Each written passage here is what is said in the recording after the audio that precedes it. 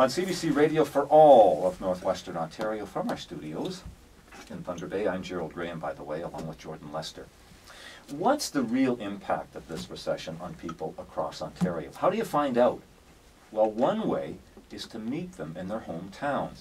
That's just what Wayne Samuelson is doing. He's president of the Ontario Federation of Labour and is part of the Drive to Work caravan. The idea is to travel to over 50 different towns and cities and listen to what people have to say. The caravan just arrived actually in Thunder Bay from Atikokan not that long ago. Wayne Samuelson joins me now in the studio. Hi. Hi. Give us a sense of what you've heard so far. Well, what I'm going to tell you won't surprise people in northwestern Ontario, but I've heard people talk about the destruction to their families when mills have closed in small communities, and fathers and brothers and sometimes sisters are traveling to Alberta or Sudbury to find work. People have talked to me about the impact it's had on their community. You know, I've spoken to mayors in Fort Frances. I spoke to the mayor in Atikokan, and they talked to what it's meant to their community. But I think that the thing that I find the most sort of, I guess the thing that draws the most reaction from me is so people just want to tell their story.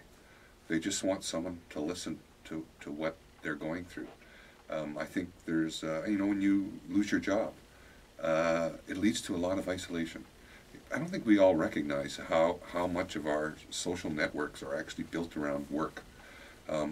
So, you know, when people have come out to events and meetings we've organized, you know, they get to see a lot of their old friends they worked with. And more importantly, you know, there is a strong strength in a lot of people. They're facing tough times, but you know, the people I talk to don't want to have to leave. They certainly don't want their children to have to leave. Are they mad? There's a lot of anger. Oh, listen, there's no question. And as I've often said, and you'll know, I've been up here a lot in the last 7 or 8 years. In Southern Ontario, they're just starting to feel it now. I've been up to communities like Smooth Rock Falls and Ear Falls and all of these places, and I've gone back down south and said, you know, we need to do something for this forest industry. And you know, Howard Hampton has been almost a lone voice down there hammering at this day in and day out. You know, it's interesting that when the banks started to lose money and the big companies down south, all of a sudden we got a problem and everyone's running to write checks. So I guess when I travel and I listen to people, you know, I listen to workers. I've listened to people who work in the healthcare system, the education system, civic leaders. I think there's a sense of frustration. There's certainly a sense of isolation, but I think people are willing to play a role to try and force governments to act, and I think that becomes a responsibility that now falls on my shoulder after I've told people that I'm going to collect their stories. You know, your listeners are welcome to go to our website, www.drivetowork.ca, and you'll see where we're documenting those stories. So what are you going to do with them? What do you hope to accomplish? You know, I've sent a letter when I launched the caravan yesterday to Premier McGuinty. Said we're going to be in Toronto on the 25th of June, and we want to meet with you. We want to show you what we've learned. And I can tell you the mayor of Atikokan handed me a letter today that he wants to go to the Premier, and I've said to him that I'll make sure that gets in his hand. If he doesn't meet with us, I will find him and find a way to get that letter in his hand. And those kinds of things I think are important. What do you tell the forestry workers that are thinking, what do we have to do? We feel let down by our companies, our politicians, our union leaders. They look to the south. They say, okay, the auto industry, they're facing bankruptcy. They get bailed out. And they look up here, what's happening with us? Nothing. And they get mad, and they say, and not that they want to take issue with their fellow workers in the auto industry, but they're saying, what about us? Well, I wouldn't surprise you to hear me to defend the unions, but I think it's a bigger issue than who's to blame. I think the blame falls on those people who have the power. And I got to tell you, I watch what goes on in the auto industry, and I'm from Southern Ontario. I worked in that industry for years, and I know how important it is, and I think it should be supported by government. But you know, so should the forest industry, especially in these small towns, not only here in northwestern Ontario, right across the country.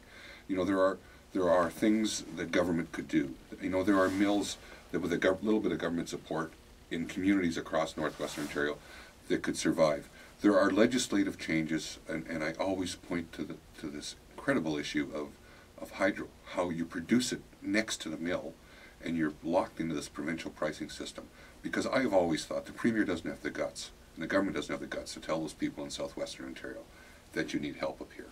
But that's, you know, things like that. And you know, we're collecting a list of demands and things we think the government should do. And I can assure you that that'll be on the list, and people are telling me what they need. You know, everything from, you know, an unemployment insurance system where people can actually collect it. You know, severance, pension, there are a lot, you know, we should have programs up here for our older workers so they aren't at 58 years old driving to Edmonton to work. I mean, we should be bridging those people into some kind of secure retirement. They've worked 40 years in the bush or in a mill. You know, I think they've done their part, and I think collectively as a society we should be there for them. So, you know, it's a big debate, but I think the key is, and you know, this is not an easy journey for us. But I'll tell you, I'm also, I find myself strengthened by the determination of people. Thanks for your time today.